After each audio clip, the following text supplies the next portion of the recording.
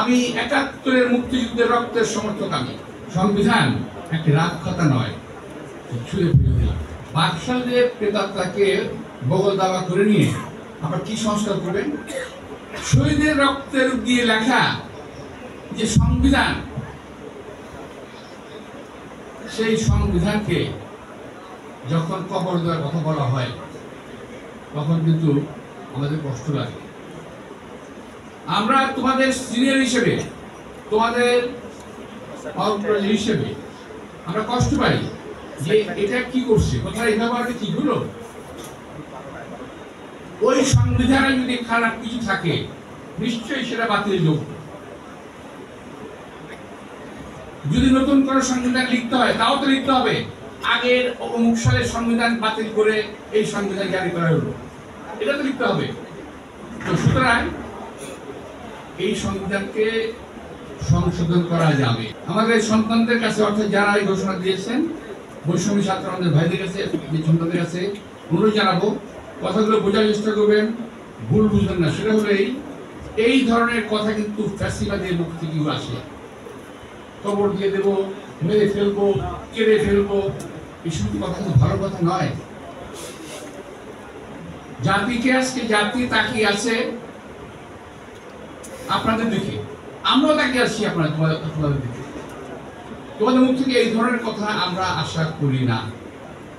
এখান থেকে উদ্ধার করার জন্য তো আমরা 17 বছর আন্দোলন করছি। আমাদের আন্দোলনের, আমাদের কথায় তো কোনো মূল্য নাই। এককভাবে কোনো মতামত না নিয়ে, সিনিয়রদের সঙ্গে কথা না বলে এই কথা বলে তবে ঠিক হলো? আমি ৭২-এর সংবিধানের সমর্থক নই, আমি ৭১-এর মুক্তিযুদ্ধের রক্তের সমর্থক। আমি জাতির কাছে প্রশ্ন জাগে, আমার কাছে প্রশ্ন জাগে, আমরা কি আওয়ামী লীগকে আবার ফিরিয়ে আনার আশা করে দিচ্ছি? এই যে আজকে বিভেদ, বৈষম্যমূলক কথাবার্তা বলা হচ্ছে, শুধু সংস্কার করবো, সংস্কার করবো, সংস্কার, এক ভোর পিঠে দিয়ে আসছে, কিন্তু আওয়াজও হচ্ছে, আস্তে আস্তে আওয়াজ স্কুলে হয়ে যাচ্ছে। আমরা যে আন্দোলনটা করছি 17 বছর, এই আন্দোলনে কি একেবারেই কোনো কাজে লাগে নাই? নির্বাচন দিলেই বিএনপি ক্ষমতা আসবে, এই কথা যারা ভাবেন সঙ্গে, এটা কেমন? এটা যদি ভাবেন, এটা যদি ভাবেনি আপনারা, তাহলে এটা কেন ভাবেন না যে বিএনপি একটা